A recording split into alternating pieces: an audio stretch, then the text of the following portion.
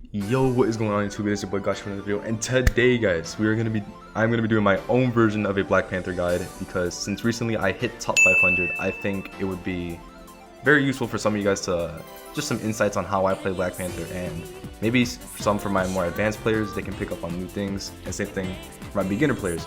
So this is a guide for everyone, and yeah, let's just get right into it. Okay, guys, so as we start this guide, there are a couple things I do want to prioritize when I'm talking about a Black Panther guide, because there's a lot of regurgitated content out there, so I do want to focus on some new key things that I haven't seen a lot of people talk about. These being, obviously, you're going to need awareness, flanker vision, and communication with team and tanks. Now, I see a lot of YouTubers talk about your mechanics, your positioning, and just general things that you should already know on a Black Panther since you are a dive character. But these are some things I want to highlight when you're playing Black Panther because I don't see them talked about as often. So let's get into our first one, which is going to be awareness.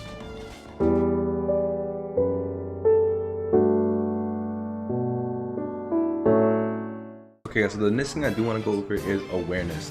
Now, when I say awareness, I mean awareness. Like, when you guys are playing BP, I want you guys to know exactly what's going on at all times. I want you guys to be aware of your cooldowns. What is going on with your team? Do I need to back up? Am I good to push in? Are they low? What is going on? How many ults we have? Everything. Okay, so right here, I see my team's pushing up, so I'm able to get a pick on Loki, and then I unfortunately get grabbed here by Bucky, but my team is not able to save me here, but that doesn't matter. So right there, I was actually coordinated with my team. I was able to get a pick, and I just knew that they didn't have support ult since it was the beginning of the game. So that's basically much as I can talk about for awareness. It really just comes down to experience, if I'm being honest, because this also, I mean, awareness is basically game sense. How much do you know and how good are you at retaining that information throughout the game? And yeah, guys, that's pretty much it for awareness. There's not really much more I can talk about for this, but at the same time, it is something very important because I've seen Black Panthers that just don't care. They just run in and die and then they ask for heals. So don't be that Black Panther.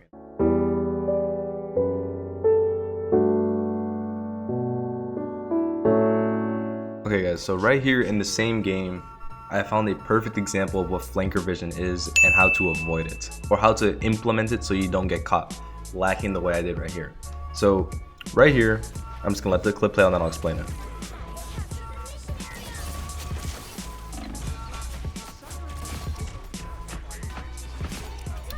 Did you guys see what happened there? So right here, I saw, obviously the team was here, so I saw an opportunity to dive on them. So I go up and I spear. Now, keep in mind, this is 1, 2, 3, 4, 5, 6 people here. So keep in mind when you're doing this, this is very situational. So I throw a spear and right here, I get frozen. So this should automatically be your cue to leave in this scenario because you're probably most likely gonna lose your life. Right here, I was 90 HP. I'm super low, but thankfully I was able to get some heals from my supports. Now, obviously right here, I am in a iffy position because look, I have no cooldowns and I have one spear and no no kick.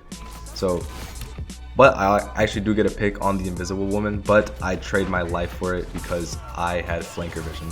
I was more focused on getting a pick than I was having more value for my life, if that makes sense. So what to take away from flanker vision is when you see the opportunity to kill someone or to kill a target, take the pick and leave. Do not accidentally put yourself in a situation where you can lose your life when you're self-focused on one target and you don't see the danger around you.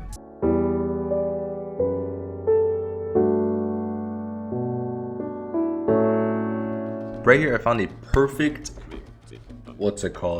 example of how to use coordination with your team and tanks right here. So let's just play this clip real quick. So I see that back here there is a Luna, right? So a few things you should keep into mind. My tanks are up here. We are in comms, of course. We are in comms for this. If you're a solo queue player, then just pay attention to your team. Obviously, this is again back to awareness if you're not with a team. And then you're going to look. So I dive the Luna. Boom, boom. I kill her, and then I'm out. I missed my kick, so I can't get a dash reset, so I'm out. This is a perfect example of what coordination with your team means because the Luna is looking at her team. She's not focused on me, and there's nothing she could do. By the time she sees me, she wasted her freeze, and that's it. Like, I just get a free pick, and I'm able to move on again. Now, I'm gonna show you guys another example in this game. Okay, guys, so right here we have another example. My team is currently pushed up, and look at the enemy team. They have no clue I'm back here. Now, this does tie in with positioning as well. So I'm not going over positioning because positioning is, I mean, we'll touch lightly on it, but right here's another example. So I am right here, coordination with my team. My team is pushing up, and I am behind their backline. As the diver, you should be doing this. So look, they're not looking at me. Spear dash, dash. I'm able to get 3 picks off that play right there. And this, we capped point because of this. So then we're just able to kill Thor right here. I'm with my team.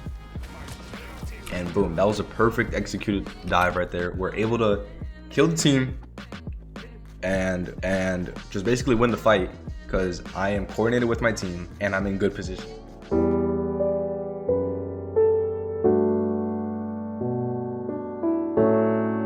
So this is going to be the last section of our Black Panther guide, and this is where I show you guys how to improve your mechanics and positioning.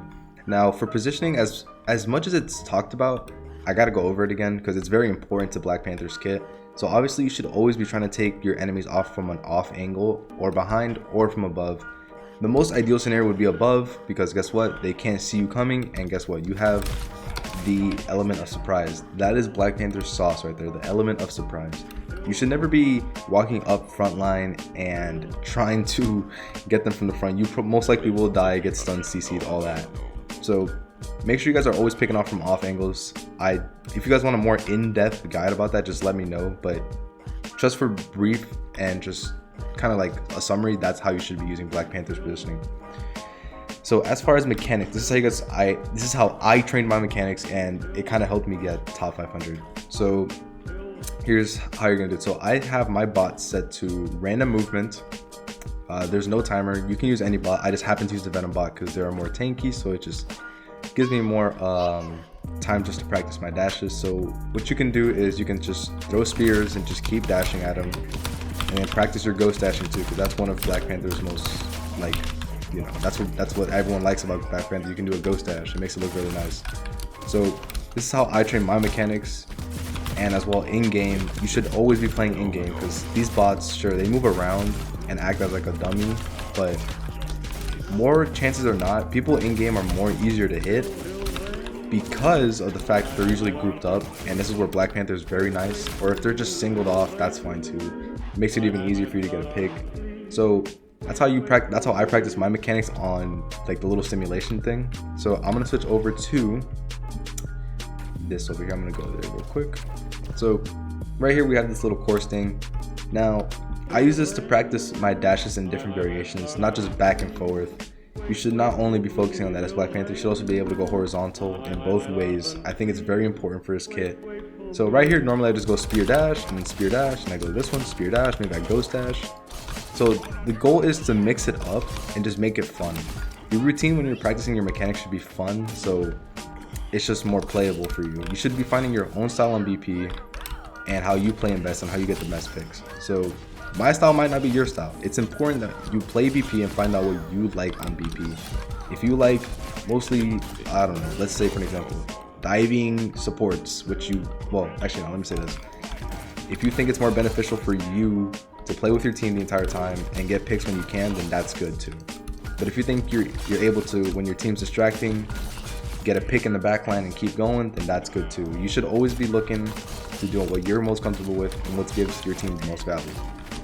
But yeah guys, with that being said, enough of the yap. That is going to be all for today's video. I hope you guys did enjoy it, and if you guys did learn something, please let me know. If there's any way that I can improve this, also please let me know. But yeah guys, this is just what my take on a Black Panther guide. So if you guys did enjoy, like and sub and stay blessed. I will see you guys in the next one.